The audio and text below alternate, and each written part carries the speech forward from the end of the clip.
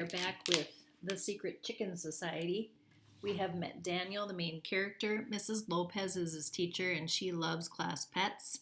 Mr. and Mrs. G are Daniel's neighbors. Emmy is his sister. Jasper, Speedy, Mr. Feathers are all Daniel's pets. Kelsey is his sister, and Tyler is his brother. Daniel really, really wants to take a pet chicken home, and Mrs. Lopez has said that their class is going to get chickens, and if anybody wanted one, they could pay $2 in order to get a chicken. We left off on chapter 3. Here a chick, there a chick, everywhere a chick.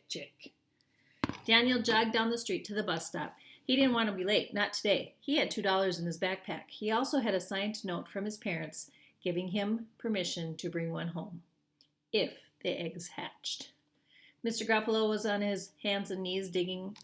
His big orange cat sat on the front steps. As much as Daniel loved animals, somehow he couldn't warm up to that cat. He looked like a giant orange furball. The cat's real name was Pumpkin, but Daniel called him Poison because he was so mean. Even Miss Clay's poodles were scared of him. They always hid when they saw him swagger down the street. The cat even hissed at Daniel. Daniel glared back. He'd seen that cat in his backyard, stalking birds. "Good morning, Mr. G," he yelled as he ran past. "Huh, good for somebody, maybe," Mr. Gruffalo said. Once in the classroom, Daniel was first in line to hand in his permission slip. 14 kids lined up behind Daniel. 12 eggs only, and 15 kids. Even if all the eggs hatched, 3 kids wouldn't get chicks. "How will you decide?" Daniel asked Mrs. Lopez. "Well, we need to make it fair," she said. "I handed my slip in first," said Daniel, "so I should get the first chick." "Well, I wasn't paying attention to what order the slips came in," Mrs. Lopez admitted. She pointed to the pile on her desk. "I know.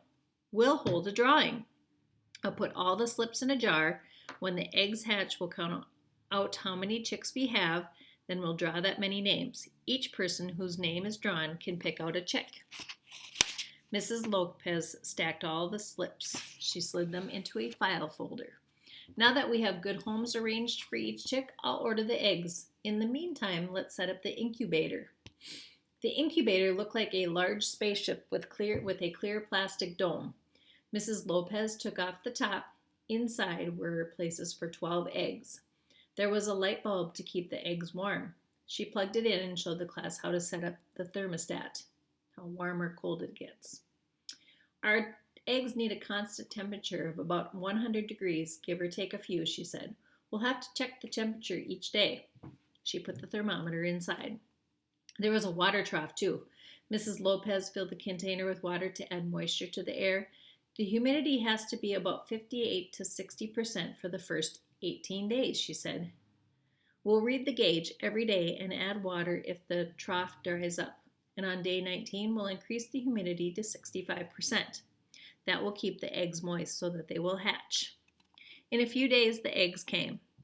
Daniel expected the eggs to be white, like the ones Mom bought at the store. But these eggs were all different. Some were white, but there were brown, green, and blue eggs too. Some were the size of store eggs, but there were a few smaller ones as well. "I ordered mixed breeds," said Mrs. Lopez, "so we don't know what the chicks will look like. They are from different breeds of chickens." She pointed to the poster on the wall. Some chickens had stripes, some had spots, some had feathery top knots, some had feathery legs. "It will be a surprise. I thought that would be a little bit more fun," she added. Mrs. Lopez showed them how to place the eggs in the incubator with the small ends pointed slightly down. She marked an X on one side and put an O on the other side of each egg. "We have to turn the eggs for the first 18 days, she said. "The X's and O's will remind us which side to face up." The eggs had to be turned 3 times a day, even on the weekends. First, all the eggs had to be turned so the X side was on the top. Several hours later, they had to be turned again. This time, the O's had to be on the top. The small end had to point the same way all the time. Daniel pointed to the small brown egg. "That one's mine," he said. "That's going to be my chick." Mrs. Lopez laughed. "I like your enthusiasm, but remember, not all of our eggs will hatch. And sometimes, even when an egg hatches, the chick dies. Daniel barely heard her. His eyes were glued to the eggs in the incubator. His chick was forming inside one of those eggs. He just knew it. For the next 21 days, Daniel was in heaven. The class learned a lot of new vocabulary words like albumin, embryo, and membrane. Mrs. Lopez handed out egg journals. We'll keep track of our data every single day, she told the class. Write the date, current temperature, humidity, and any changes that you observe. On the 16th day, Mrs. Lopez showed them how to candle the eggs. We can see what's going on inside as the chicks develop, she told the class. Daniel held up an egg to the flashlight. Inside, he saw the tiny beating heart of an embryo. He drew a picture in his journal. On Saturdays, Daniel volunteered to help Mrs. Lopez turn the eggs. At first, all the kids wanted to help, but by the second weekend, only Daniel and Mrs. Lopez were left. Aren't they ever going to hatch? Daniel asked Mrs. Lopez. Oh, be patient, she said. He was tired of being patient. After day 18, though, they didn't have to turn the eggs anymore. The eggs need to rest for the last few days, Mrs. Lopez said. The class will still continue with their notes in their egg journals. Daniel hovered over the incubator every chance he got, so he was the first one to see the eggs hatch. On the 21st day after the class got the eggs, Daniel was returning to his seat from the pencil sharpener. He checked the incubator for about the millionth time. Tap, tap. Daniel peered through the window. Could that sound funny from the inside? Tap, tap, tap. The noise was so soft that it might have been Max tapping his pencil on a desk. It might have been Katrina tapping her toe. It might have been Mrs. Lopez tapping her ruler. But it wasn't. Daniel looked closely. He saw a tiny hole in one of the eggs. It's hatching, he cried. All the kids gathered round, pushing to get a better look. Mrs. Lopez told the tall kids like Max and Katrina to kneel in front of the table. She let the shorter kids like Sam and Allison and Harry stand behind them, but Daniel kept his place right in front. The eggs rocked back and forth. Cracks appeared in the shell. Peep, peep, peep. Look, yelled Sam, a chick. I could see it coming out. The shell split. Daniel could see wet, yellowy feathers, but the chick still didn't come out. I think it's stuck, said Allison. Can I pull off the shell? She asked. No, said Daniel. He shook his head, but he didn't look up. He didn't want to miss a thing. You can't help. That's right, said Mrs. Lopez. Rule number 1, no touching the eggs while they're hatching. The chick has to be strong enough to break out on its own. Daniel leaned closer. You can do it, little guy, he said softly. Come on, chicky, chicky, chicky. Finally, Daniel saw the rubbery membrane break. The egg rocked harder, the shell split apart, and out popped a wet chick. Ick, said Katrina. It's all slimy. That's normal, said Mrs. Lopez. Soon it will dry and look all fluffy. The chick had a big head and little wings. It tried to stand, but it fell a few times before it could. Its feet were huge and it had dark eyes. Was that the egg tooth on the top of the beak? Daniel knew that chicks have a sharp point on the top of the beak for pecking a hole in the eggshell. A few days later, that tiny tooth would fall off. I totally didn't know that. After the first chick hatched, other eggs began to pip. Other chicks started hatching. The kids leaned closely. Everyone had something to say. Everyone talked at once. Well, I think they're ugly, said Katrina. No, they aren't, said Max. They look kind of like baby dinosaurs. This is amazing, said Fiona. Here comes a wing, shouted Harry.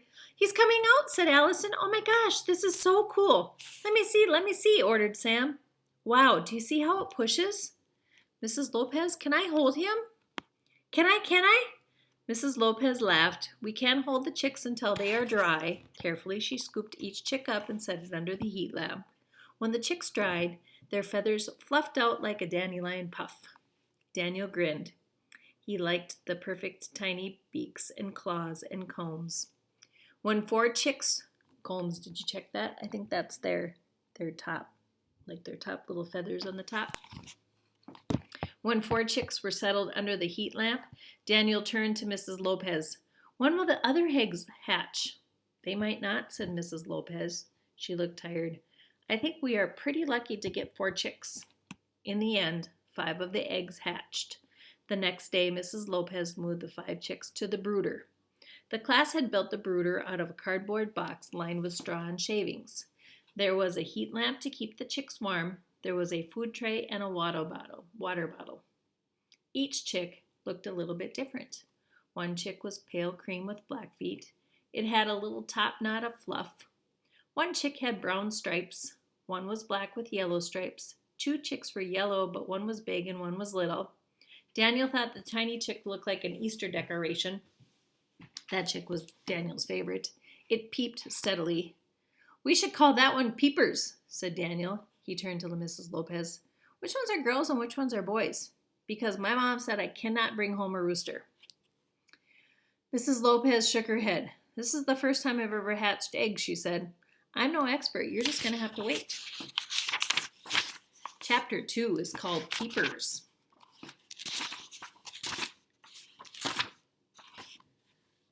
Chapter 4 is called Peepers. Daniel thought the next 3 weeks were the best 3 weeks of school ever. Every day he fed and watered the chicks. The other kids helped, but some of them lost interest. That sounds familiar. Not Daniel. Every spare minute of the day, you found him glued to the brooder. The chicks were wobbly at first. Sometimes they fell asleep standing up. They sat down suddenly, but now the chicks were all steady on their feet. Each chick had a tiny ridge on its head where the comb would be.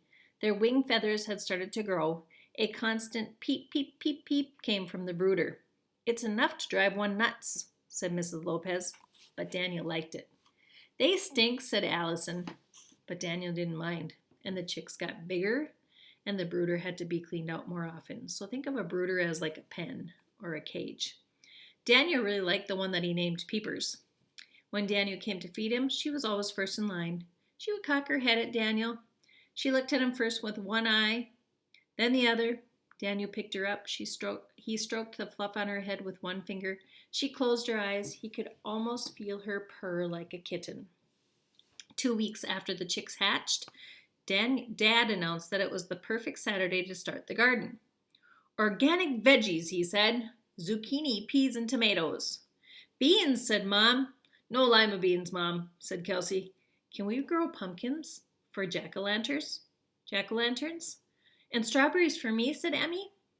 "Strawberries for all of us, and pumpkins too," Dad said. "But I told my friends I'd meet them at the mall," said Tyler. "No work, no eat," said Dan. That was that. The rain had stopped, so after Daniel fed his pets, the whole family headed to the backyard. The Millers' backyard was not like any other backyard in their neighborhood. Instead of a grassy lawn, they had patches of dirt.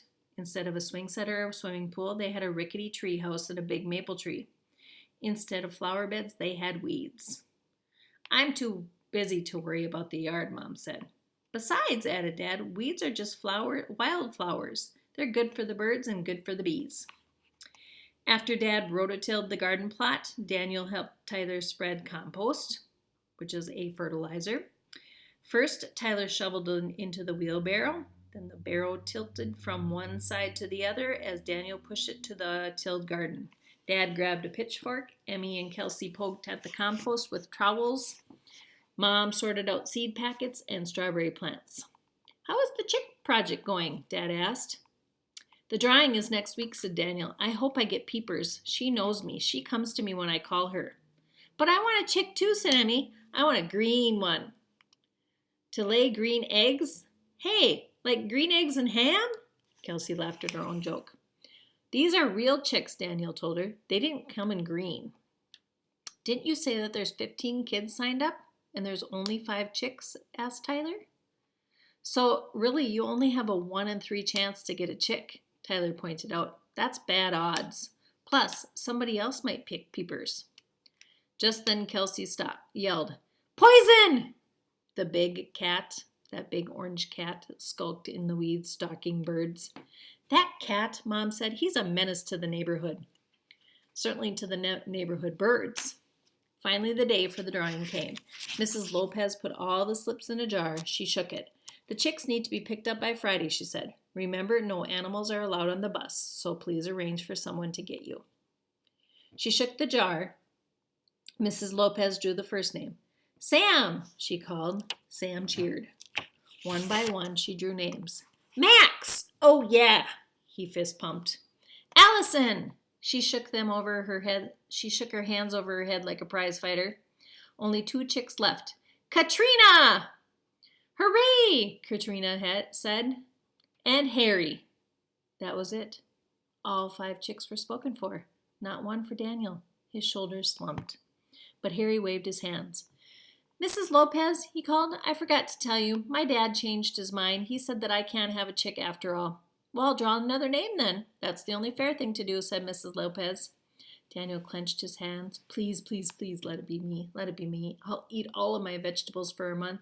I'll help Tyler mow the lawn. I'll wash the car. I'll never call Emmy a dummy again. Everything seemed to move in slow motion. Mrs. Lopez slipped her hand into the jar, pulled out a slip of paper. She unfolded it and raised it to her eyes. Her mouth opened. Daniel! Yes! Daniel could feel a grin split onto his face. One chick was his. After school on Friday, Daniel waited in the classroom for Dad. Today was the day that he got to take his chick home. Because his was the last name drawn, he didn't get to pick. He'd have to take the last chick left. That was Mrs. Lopez's rule. He hoped it would be Peepers. The chicks were growing up. They still had skinny, pipe cleaner legs, but they had feathers on their wings. They had lost the puffy, fluffy look. Cheep, cheep, cheep, cheep, filled their classroom. Sam sailed in from recess. Sorry, Mrs. Lopez. My mom changed her mind. No chick after all. Can I have a lollipop instead? He knew Mrs. Lopez kept lollipops in her desk for good behavior. No lollipops, Mrs. Lopez said. When Katrina's grandmother came in to pick up Katrina, she said Katrina's parents were out of town for 6 months. She didn't know anything about the chicks, and she wasn't going to have any dirty birds in her clean car. That's okay, Katrina, said Daniel. You can have my chick. Grandma's going to buy me a puppy for my birthday. Daniel grinned. 2 chicks? That was even better than 1. Max had a problem, too. Turns out my sister is allergic to birds. Sorry, Mrs. Lopez. He grabbed his backpack and ran out the door. Allison made a face. I was supposed to tell you this before, Mrs. Lopez, but my mom said no, too. We're moving to an apartment and can't have any pets. Mrs. Lopez looked really annoyed now. What am I going to do with all these chicks, she said. Just then, Daniel's dad came in, trailed by Kelsey and Emmy. We'll take them, said Daniel. We'll take them all. All what? Dad said. The chicks. Tell her, Dad. You said you wanted a flock of hens. Besides, if we don't take the chicks, what's going to happen to them? Mrs. Lopez looked at Dad. Are you sure? She asked. Dad scratched his head. He looked in the brooder. The chicks peeped up at them. They blinked their shiny eyes. Please, Daddy, Emmy said. Please, echoed Kelsey. If you take them all, I'll give you the heat lamp, the food tray, and the water bottle, too, said Mrs. Lopez. Well, I guess having 5 chicks are no more work than having 1 chick, said Dad. Good, said Mrs. Lopez. Dad picked up the cardboard box with the chicks. Our own backyard flock, he said. How about that? Then he shook his head. I don't know what your mother's going to say. Well, I'm going to call mine Primrose, said Kelsey, as they all headed out to the car. We will stop right there.